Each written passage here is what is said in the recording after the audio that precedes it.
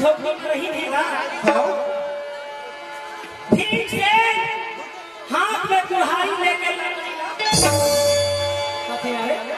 ये कौन नावत है ये छन नहीं 60 झपसी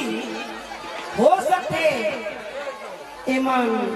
कहीं गंगा स्नान करके तो ये बात ना जब भीड़ से लकड़ी काटा सोचे अर्जुन हाँ वो घास फूस इकट्ठा करे पर ऊपर में चढ़ नकुल सहदेव पत्नी बनावत रहे दोनों पत्नी कल के संध्या के काम आई पांचों भाई पांडव झोपड़ा में रही रहेगा दुर्वासा ऋषि देखिए